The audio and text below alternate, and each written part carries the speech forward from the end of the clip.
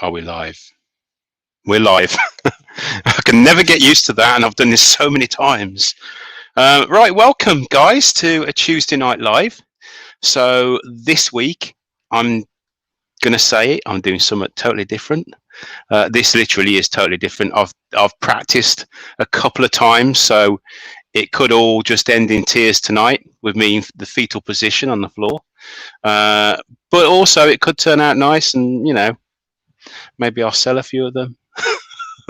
Anyway, so we're making spoon rings tonight. Not necessarily out of spoons. I've got spoons and I've got forks. These are they're either silver plated or silver.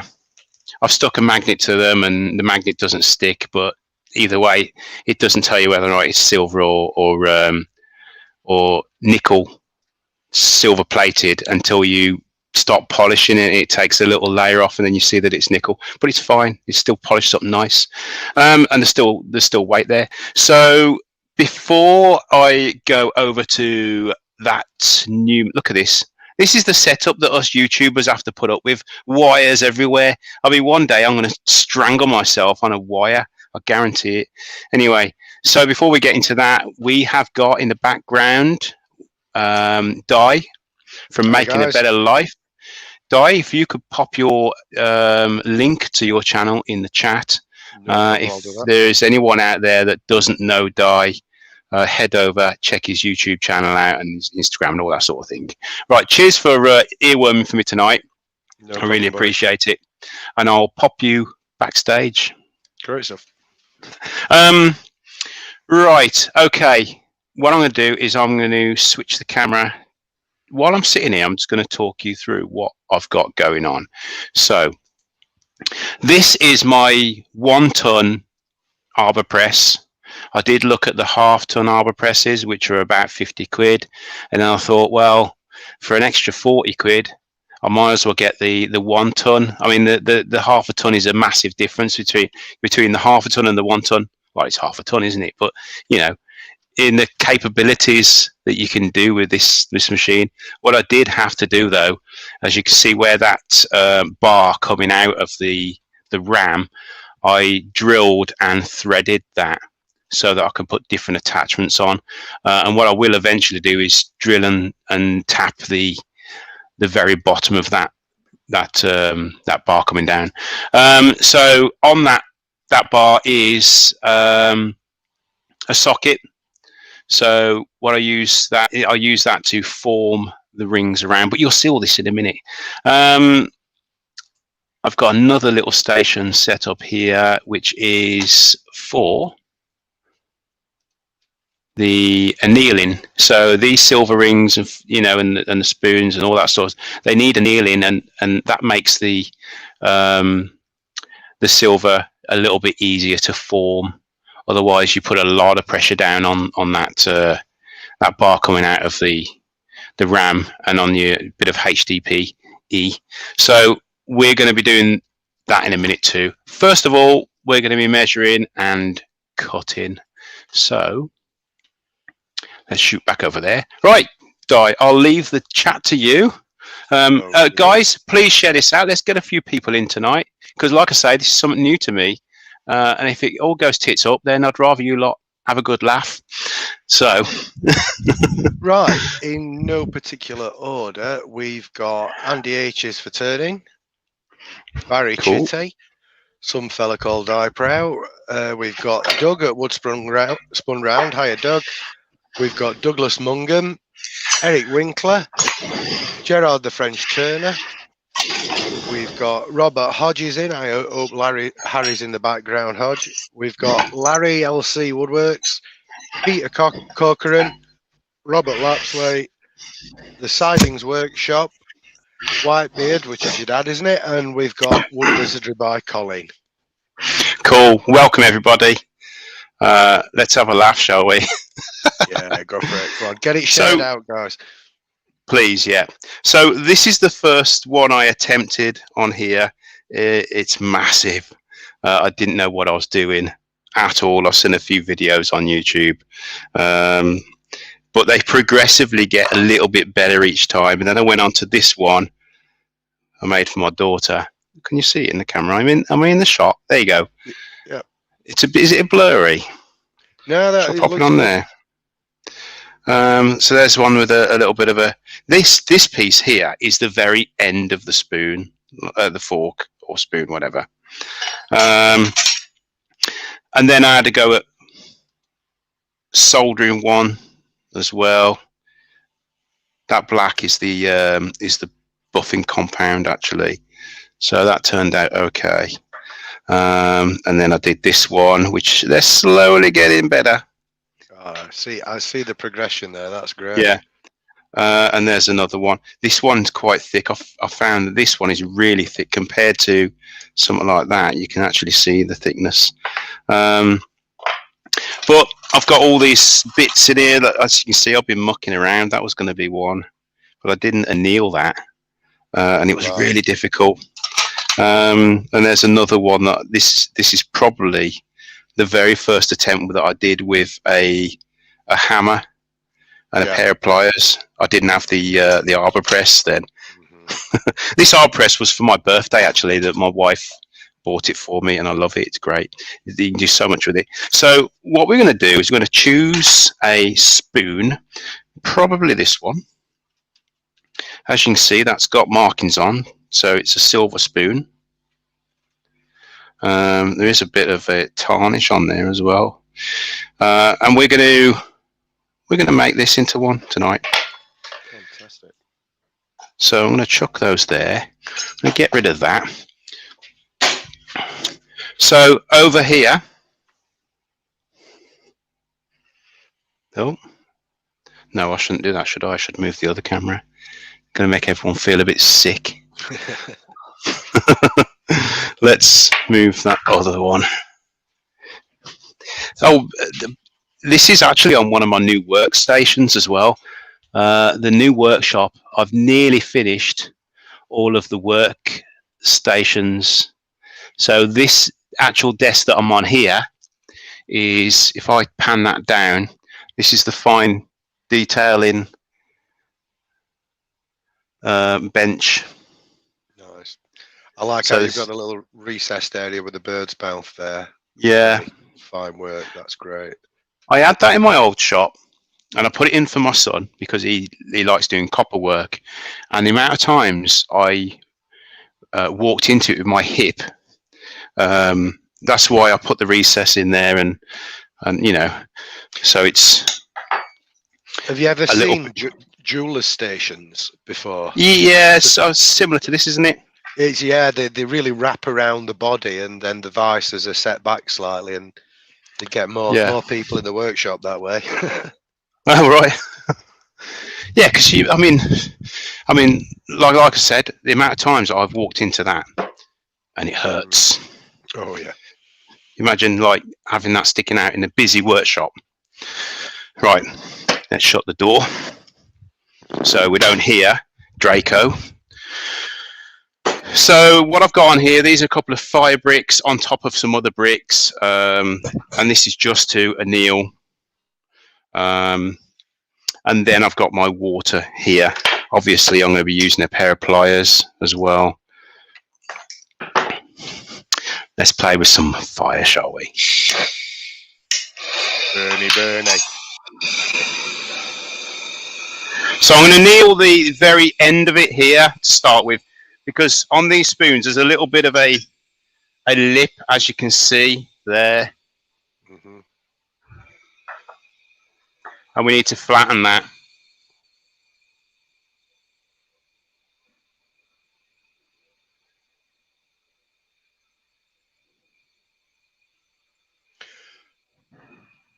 One thing you might try, Rich, I mean, I'm not wanting to tell you how to suck eggs. Mind you, you're just annealing, aren't you? Yeah. I was going to say, a broader point for people, if you're ever doing anything like that, just put a little dowel or something, a metal dowel under, to lift the edge you're heating off the tile, because it's just heat sinking into the fireproof brick otherwise. Oh, that's a good idea. But as we saw there, you didn't need to heat it up a great deal at all. Look at that. Buddy. Oh wow, That's flat. Literally That's a couple of flat. strikes. Yeah.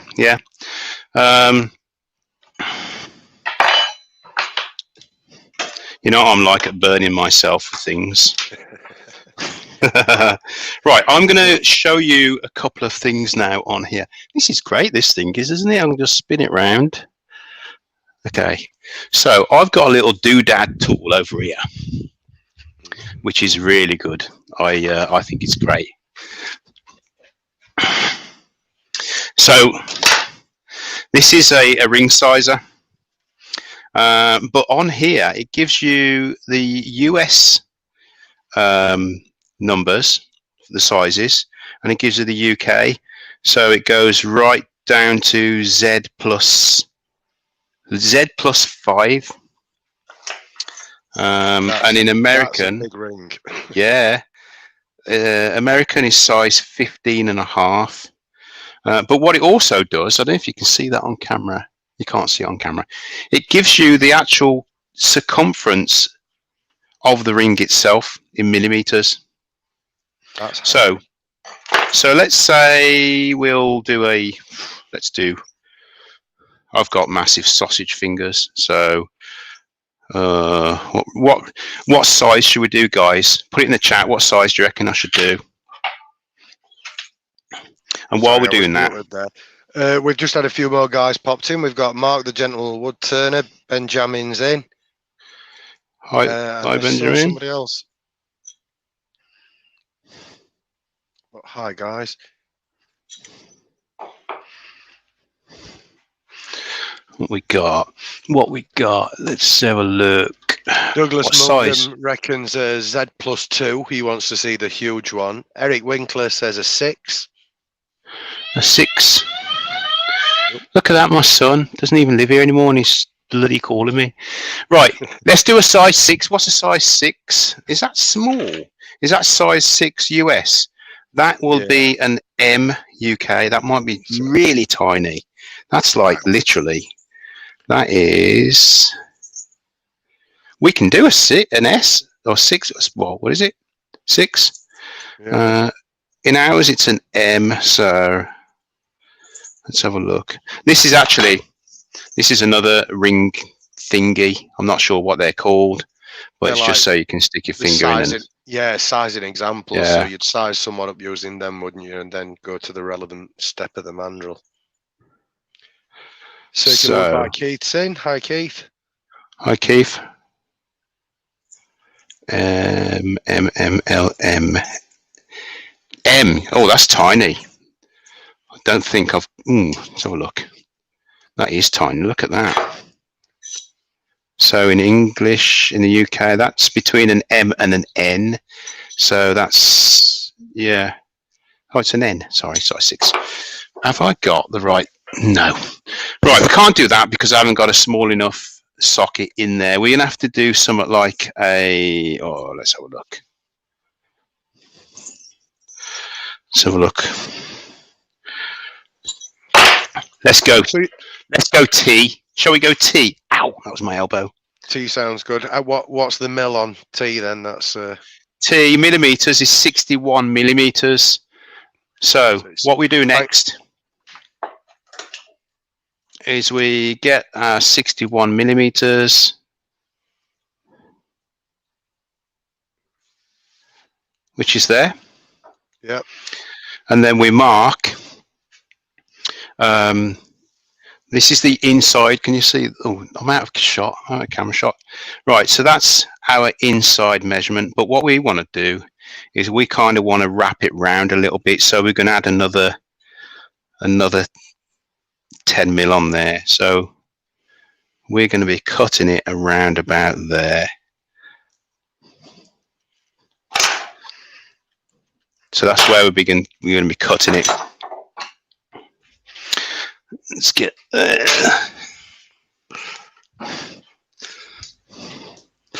I do apologise for my shoddy camera work today. You're still getting used to the space, but you'll get there. I am. So, how much allowance have you left then? I've actually, it is the total measurement of that now is 80 mil. So I've left what, 20 mil, something like that. So decent overlap. Yeah, but the thing is, with this kind of overlap, you can make it larger or smaller. Yeah, like do the fine sizing. Yeah.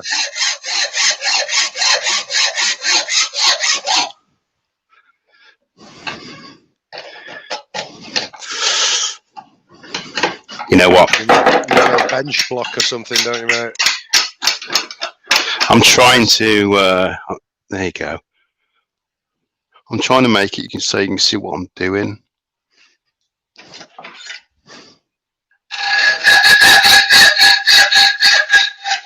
That's fearsome. Sorry.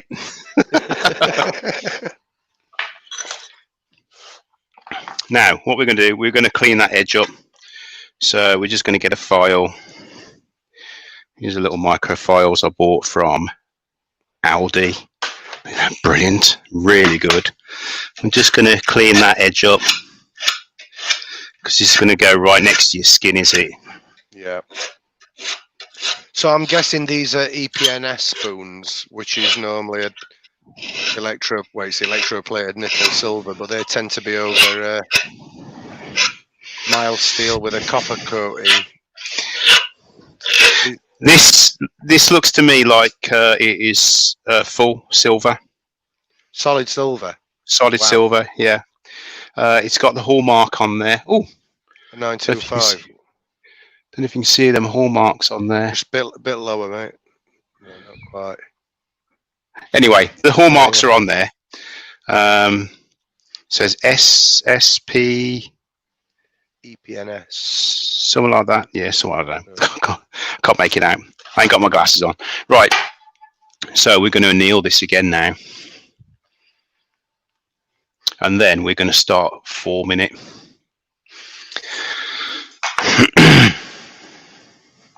Now, what I found is you need to redo this every now and again because it does get work hard, which is like the more you maneuver, you form it, it gets hard again, which is weird. Right. Yeah, so, what do you reckon? Shall we pop that under there and do it that way?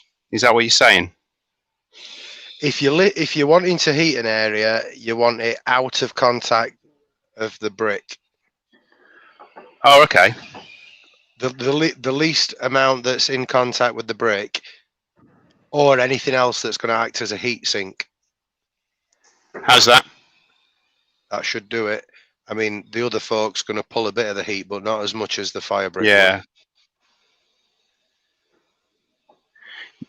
I picked these up from a second-hand shop, a charity shop. These spoons, they were 10 for £1, but they were mixed up with all different spoons and forks. So, and there was loads of them. So I routed through the container and grabbed all the silver and nickel ones. Before the guy even knew what I was doing, I'd bought them. Right, okay, so that is hot. Okay, that's safe now. Yeah, that's safe to touch. I could literally bend it out with my hand, I reckon. Right then, let's get to the other bench.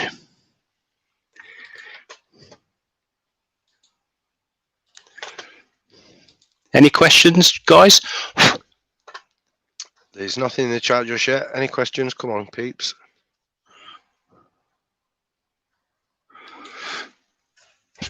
I'm interested to see where this is going. So am I. Right. No, I've not used the press for forming work. I've used it for cutting leather. Yeah. And the like, but I've never used it for forming. So this is a bit of HDPE, and what I did is I cut a circle out and then chopped it in half, which then gave me a couple of these circles. These are the ones for this particular socket. What is it? Yeah. Socket, yeah. Good job, you're here. Okay, right then. Let's just... So this really is very much like the original process that the cutlery had been formed, which had been pressing blanks. So you had a die on the bottom and a die on the top, and they'd have been forged they'd have been hammered in a large press. Yeah. Then you'd have had a very rough, flat shape of the flat blank of the of whatever piece of cutlery it was that would then need forming further. All right. Right. So there is a special tool that you can buy for this. It comes with all its own dies, so you've all different sizes, and it goes over the end. I will get one, but they're just like, they're about 80 quid, and at the moment, Wow. you know, I can't do that. Yeah. So what I've done is I've just made my own, and that's what we're going to... Oh, done it wrong, haven't I?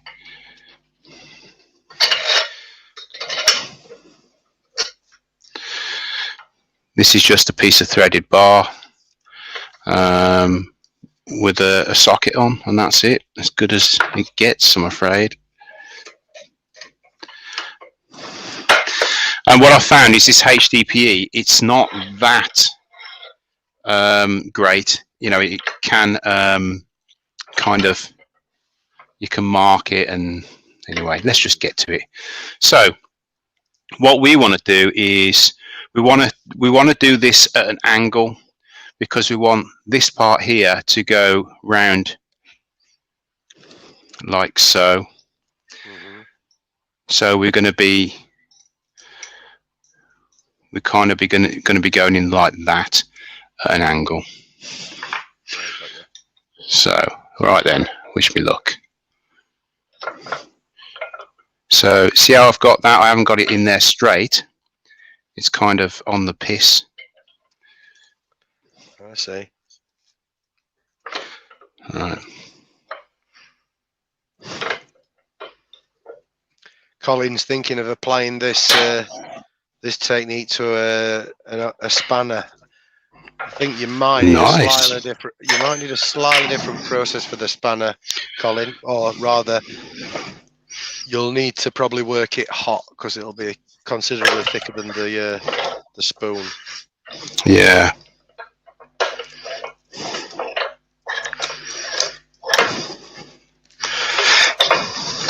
And you will need to anneal it. Oh, definitely. See how it kind of does mark this HDPE. HDPE is brilliant stuff, and it's so strong, but slow pressure like this, then it does kind of, it's not that strong. As you can see now, it's kind of forming its way around.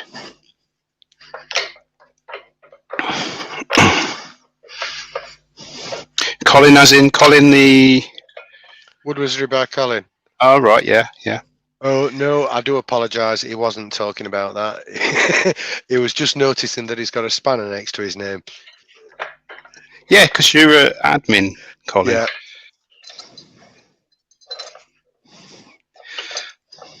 Right. So what we're going to do now is we're going to anneal it again, because we need to bring this corner around and then that corner around to meet up on there. And we're going to be doing that with the hammer. Ugh!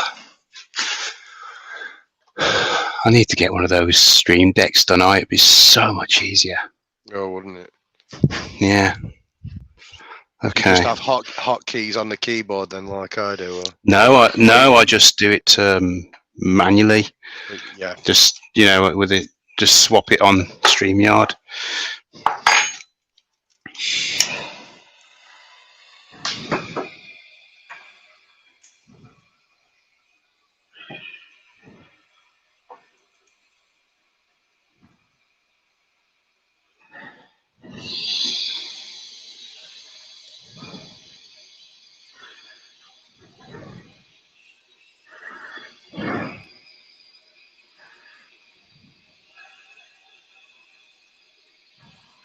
Right, so I don't know if it's come out yet, but I shall be doing this again, but slightly different, on another live that's coming up, where I'm going to be making pendants out of spoons. So I'm looking forward to that. Actually, I've got to practice it for a bit. That sounds good. But that's a well-known live show that's going to be coming up soon. Ah. Right, okay. Cool, that's red hot.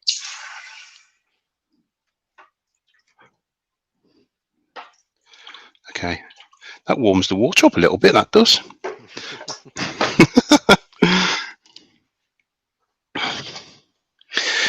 Okay. Chat's very quiet. No questions, guys. They're a quieter bunch than normal tonight. Yeah. So, we're going to be starting to work this around with the hammer. So I'm going to put pressure on. And then I'm going to... You can see how easy that's moving now. Wow, yeah. Because it's been annealed.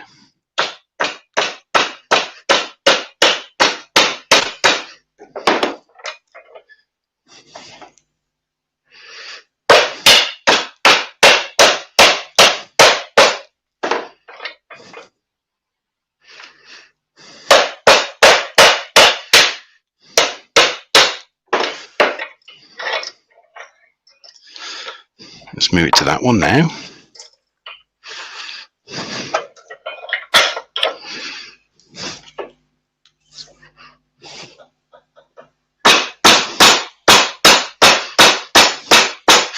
I'm using a soft hammer, by the way. I've got a couple here. These are like these are 4 different density. I don't know, yeah, the hardness. But you need, if you use metal, you buggered it really. The siding workshop's just asking, can you make size L for Ali, Rich? L. What's his size? Does it go up to that? I think it does, L. it? What's it? I've just seen L. Let's have a little look.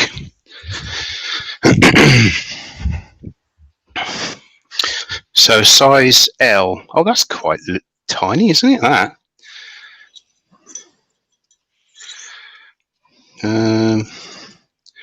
L M N O P. See, I do know the alphabet. Yeah, I struggle. Sorry, I'm just trying to answer something in the chat. Not very good at multitasking. I can make an L, yeah. It just means I've got to swap this out and put a smaller socket on there, but that's an L. That's tiny. It really is tiny. I don't even think that would go on my pinky. Look. But yeah, okay. Okay, yeah, I can make an L. So, we need to... Your dad's asking why heat it up and then cool it down. It's annealing it, Dad. So, basically what you're doing is you're changing the structural integrity of the metal, which is softening the metal. Right, so now what we're going to do is just going to go round in a circle and just make sure there's no flat spots.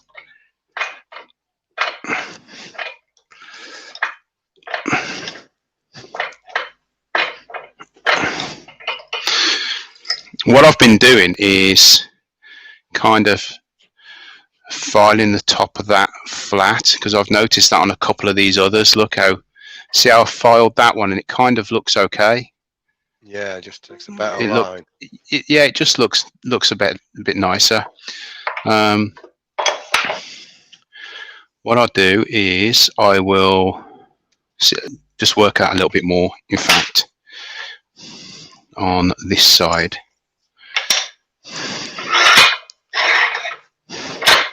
Oops, sorry, I've missed Colin's question. Where am I? Yeah, Colin's asking, could you use the tine of the forks to make links for a bracelet? What jumper links? I imagine that's what he means. Yeah, like that. I think you could. Yeah.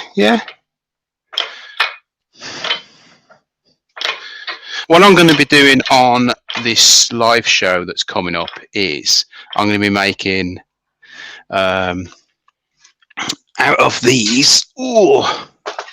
Out of the actual, I'm going to make some out of the spoon itself, I think, or I was going to make some cats and things like that out of these as well.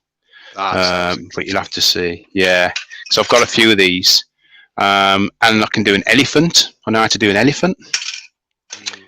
Well, I haven't tried it yet. I'm just copying someone off YouTube. So all of this that I'm doing now, I've copied from somebody. Cool. Well, from loads of people actually. That That's how you learn into it. You watch several people and find the way that works for you. We've just got Gerard the French Turner's just asking, could you use something other than the he said HDPE for shaping it, but I mean. I did use some plastic. It was what was it now? It was like bottle tops. It wasn't HDPE, but they were like, it was a type of plastic. When I put force down on it, it just split. This thing hit me in the mouth. This part of it, and the other one flung off somewhere else. So I will invest in the proper thing that goes over this, because I can see there's the pressure that I'm putting down. I've got to be careful because I don't want that rod in there breaking. Of course. Right. So that's round now.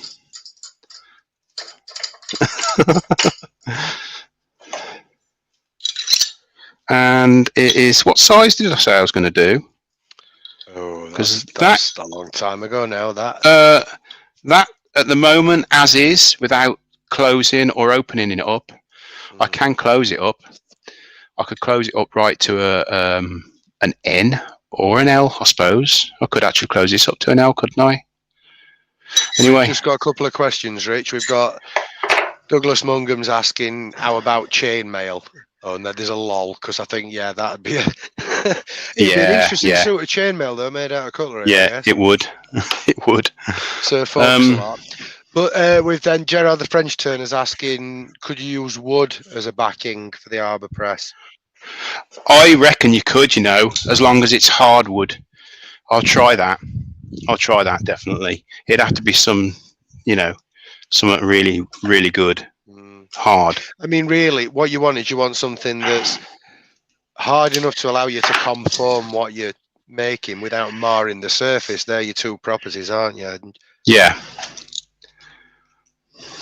Wood might be good, actually, because it's less likely to let go all at once.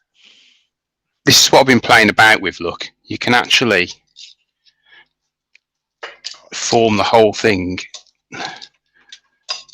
and bend it round like that, look.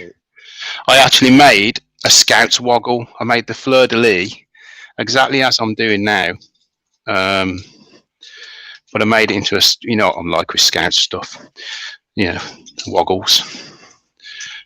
And what I did is I just formed these around. If I can, there you go. Clive's just popped in. Hi, Clive. Hi, Clive. Is that Clive? Yeah, Sneaks. Sneaks, are you jumping in? There you go. Look at link, that. Mate. Oh no, he's saying he's going to be right back. He's just going for a shower. He's just finished in the workshop. That's the kind of thing. Beautiful, that. But I'm going to make some pendants like that anyway. I've just got to practice so I don't make myself look stupid. Right, so what I'm going to do is I'm just going to run over, flatten that, and then we'll shoot over to the buffer. If you can just entertain people just for a second, because Got any good jokes? That's not a route to go down with me, to be fair. No. Or observational humorist myself. But yeah, Keith's just saying if you use wood, elm's the best one to try. He's used elm for forming copper dishes. Oh, okay. That's a good point. If I had to tell you, I know something else that'd be interesting. You could use ply. If you use end grain of ply, because that's really dense. Oh, okay. You can laminate up some ply and make a big end grain block, like that bowl Jamie did the other day. Yeah, I did a sphere out of another piece that the same. I think Dale made a couple of those. I had one. I think JP had the other one, and I made a sphere out of mine.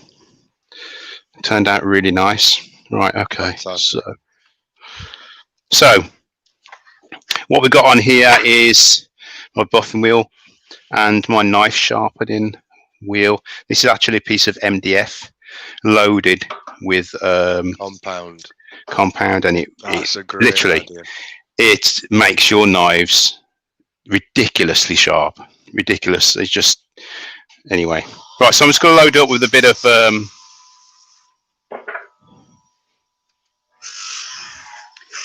polishing stuff. Ian in the shed's just popped in. Hi, Ian. Hi, Ian.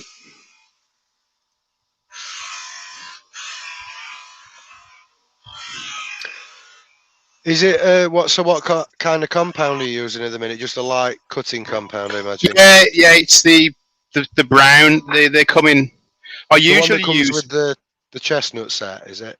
No, this is Parkside. Oh, Parkside. Ah, I know the one. Yeah, the one I usually use is the Silverline white micro. Right.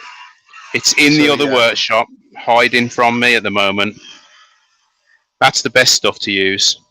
Yeah, I use a range called, a brand called Dialux cutting compounds, and I tend to use the blue because the blue ones, it's designed for white metals. So if I'm just wanting to cut and polish anything, any white metals, it's delicate enough for that, but it's still good enough for just honing edges on a blade.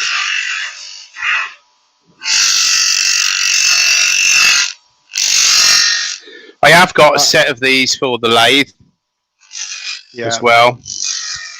Maybe I'll go on. Just saying, Benjamin's just said he thought it could be Tripoli, which sounds about right. There's that grade. I mean, they're all technically rouges, aren't they? Well, this is the final one. I've got three. I've got a green, a blue, and a brown. And the brown is the finest one. The blue is quite coarse. You know, it's that wouldn't polish this that well. To be honest, it's for brass and things that you can just polish away until there's nothing left. So if there's if you're using one of these and it's a silver plated nickel, then you're going to lose that silver plating. Got you.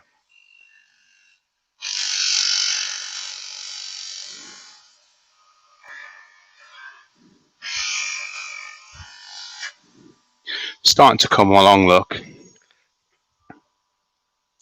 Oh wow, yeah, that's starting to pop. Just got to get it in camera.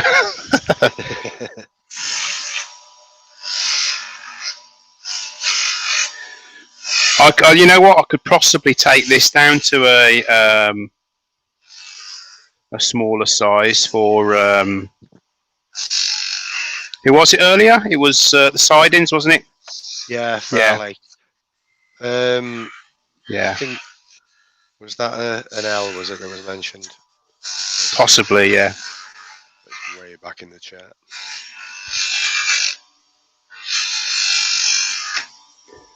Right, just switcheroo that round there. Let's give it a bit of a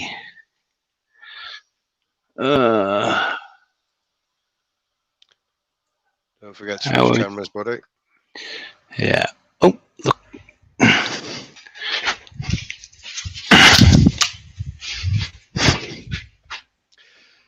Ian's just asking, is it the chestnut buffing tree you've got for your lathe, Rich?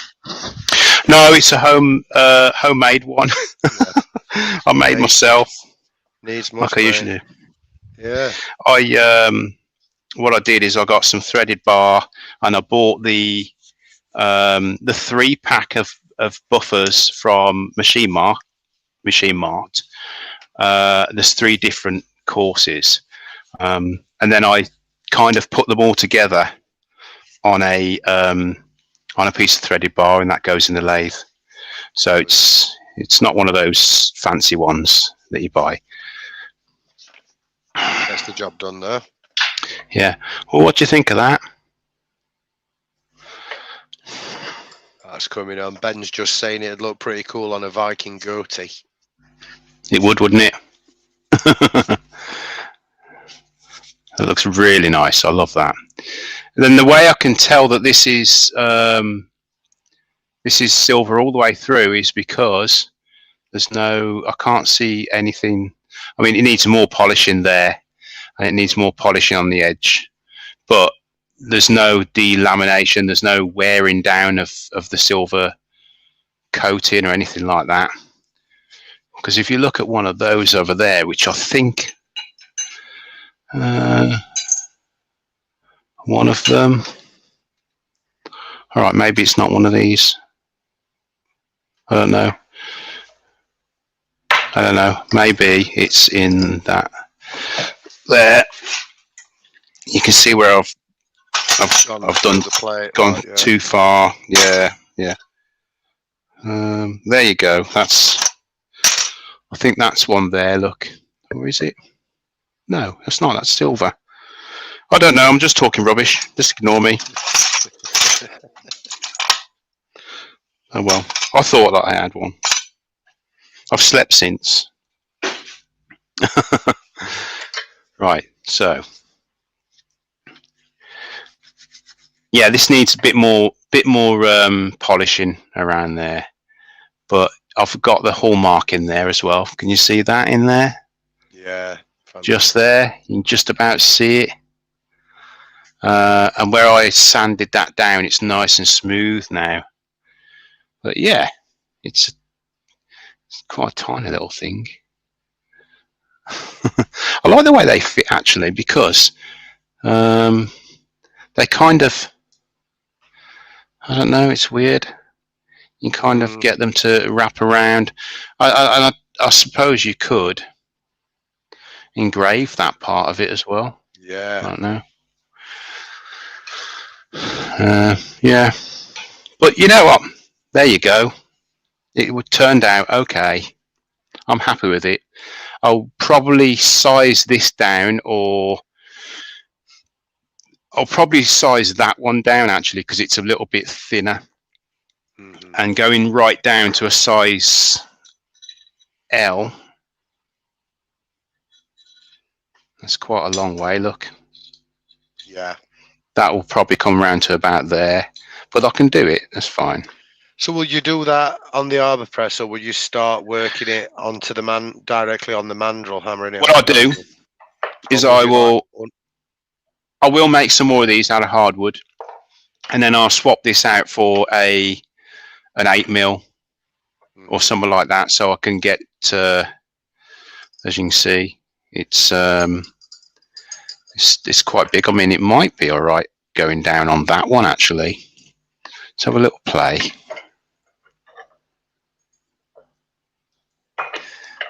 Now I'll need to anneal it as well. Yeah. But all I do is I just keep going around in circles like this, pinching it in, yeah. And it will eventually, it will get smaller and smaller. That's what I do. Well, that one's Shannon's, so I can't do anything with that one. Right then. So there it is, guys. We've done it in just under, what time is it now? It is 1:45. All right, okay, 45 minutes. 45 minutes, yeah. Yeah, It's not bad going, mate. but they turn out quite nice. I like them. They're actually really enjoyable to do. The Wayne, the big feet has just come in. Hi, Wayne and Val. Hi, Wayne and Val. So there you go, guys. I'm happy with those. Well, the one we just made anyway. Let's get the camera down a little bit closer, shall we? Without destroying everything.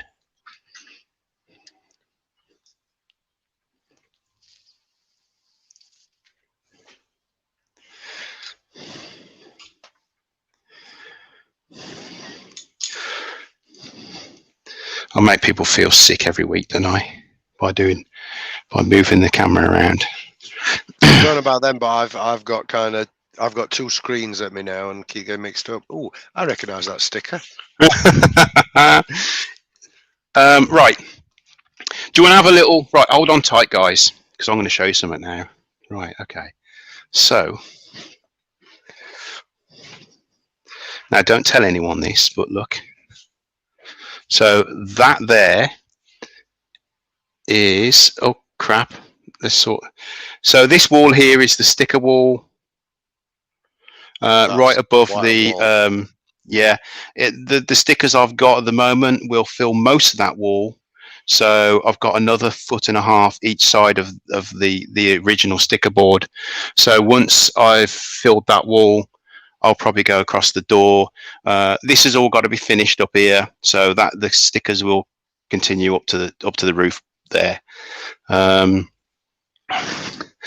Look, there's still junk everywhere because I'm working on it. So that's the fine workbench.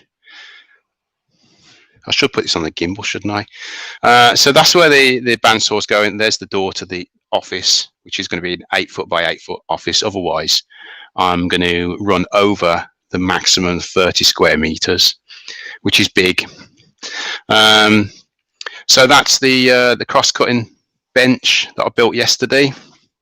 Bear in mind, all this is going to have storage and stuff underneath. I don't want no tools on the walls. The walls are going to be a canvas. So over there's going to be, where that cabinet is, there's going to be a bench, a high bench for the scroll saw, and then a narrow one there for sharpening station. Obviously the lathes there. This is a narrow bench that I'm not sure what I'm going to do with that, but so there's my massive drill press. I've got to actually make a box down there to stand on because I'm too short. So my scroll saw, that's not staying there. That's going to be going in that corner. And then this is let's just spin around. This bench here at the moment is what I'm using for my printer and my laptop and stuff like that. But eventually this is going to be all like for, Dremel work. I've built a downdraft table into this, as you can see underneath there. So that's built in. So whenever I need to do Dremel work, it's there. I don't need to set it up, ready. And then obviously, I think the CNC might go in that corner there. I'm not sure. And the laser. That's the umbilical. So there, that through there is a separate outside storage where the cyclone and the compressor are outside, so don't hear it when we're inside. Anyway, there you go. I hope you enjoyed that little tour so far. That is. Yeah, Wayne's just said, "Is this the beard invades the beard?" No, no. I'm just showing you progress. That's all I'm doing, showing you progress. So, and I was just trying to kill some time because it's like 10 to. All right, okay. I mean, who says we've got to go for a full hour anyway? Right. Let's have a little look. Damn, office is bigger than my shit. This is the thing. I mean, I was in a hangout with Dale and a few others the other day, and Dale actually says, you know, how big is your office going to be? And I wanted it 16 foot by 8 foot. And then, in fact, I'll show you. I'll show you what I had to do. It's in the whole time. I mean, I'm not bad at maths, but it took me a lot of working out to get there. Let's have a look. I'm showing you all my secrets now, guys, so don't tell anybody. Right. Oh, yeah, this is my 8 foot by 4 foot whiteboard. So that's what I've worked out. So I've got 256 square feet of workshop, which is 16 by 16. That works out to 23.7 square meters. So I had to work out, I can't go above 30 square meters. So the office, which the door is there, that I've just showed you, it can't be any more than 64 square feet, which is 5.94 square feet. So it took a bit of working out and it screwed my head up. But if a inspector comes along and says, what square, what's your, you know, how much floor space you got, your footprint, which this includes the thickness of the walls as well, see, because they take on the thickness of the wall as well. Then I'm actually at 29.729 square meters. But can you imagine if you know, the local council come along and says, oh, you're like a meter over? That can have a massive effect. Yeah. So I'm having it just under, and I'm safe then. Good stuff. I called that in person too. Oh, it's you. That's me. Oh, so Tim just popped in. Hi, Tim. Hi, Tim. I'll just show you what we've done. We've made one of these nice and shiny silver spoon. What was it? Spoon? No, it was a fork. I think that one was a little spoon. But what I'll do is, for the sidings workshop, I might actually go and get a baby's silver spoon, and I'll make that tiny little ring out of one of those, I think, because they're similar to this. No, this. They're similar to that. Anyway. Right, I enjoyed that, and it worked out okay. No, they're good, mate. Is that maximum size due to your garden, Rich, or is it that a maximum size which doesn't require? Yeah, it doesn't require planning permission. My garden's massive, and at the moment I've got this, which is currently 256 square feet. Next door there, down a bit, is the old workshop, which is 28 feet long by 14 feet wide. So I could have another workshop there, but I'm not. That's going to be chicken coop. Chicken paradise by the sounds of things, mate. It is, yeah. I'm leaving the roof on. And the main structure of 3 sides.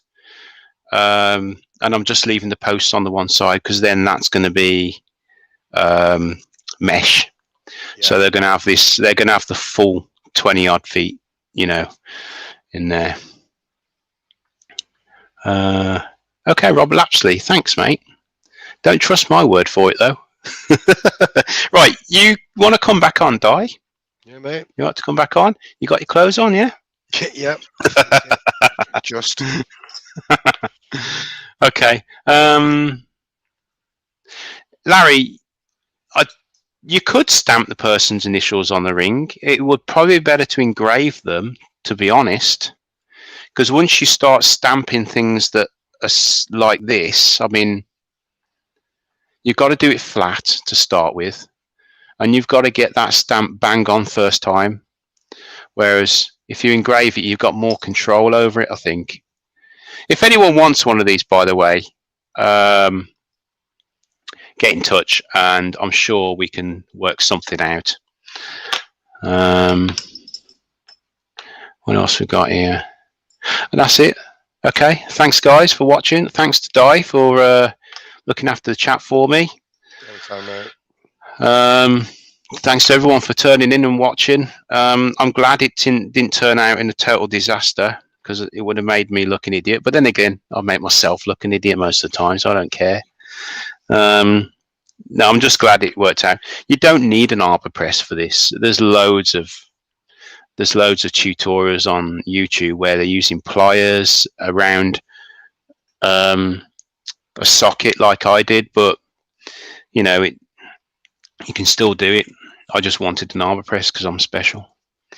So anyway, guys, so remember, this Thursday I will be invading Baz from Real Simple Things.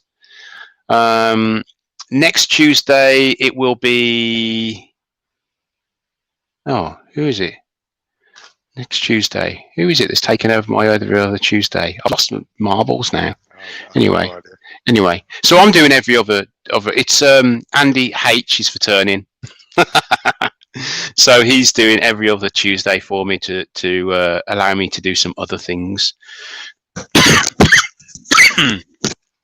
So he will be back Tuesday. If he's not there, then it will be Colin. Not Colin. It will be Keith. It'll be Keith.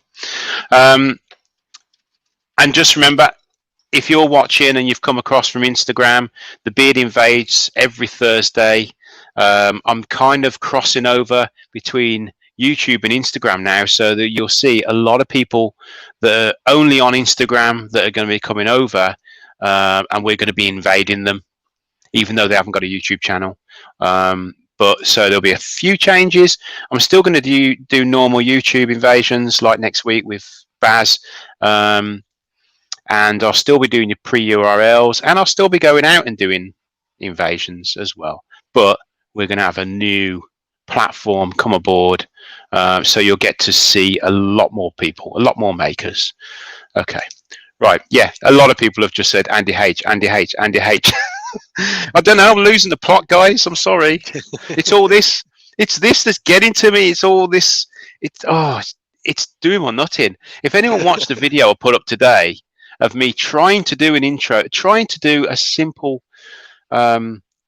Instagram post, and I did that many outtakes, I just thought, sod it, I'm going to make a film, and this is what we have to go through. I think it's all the paint and all the measurements and, you know, all the stuff. Anyway, stop going on about it. Right, see you all soon. Cheers. See you Thursday. Bye bye. Bye bye. Bye.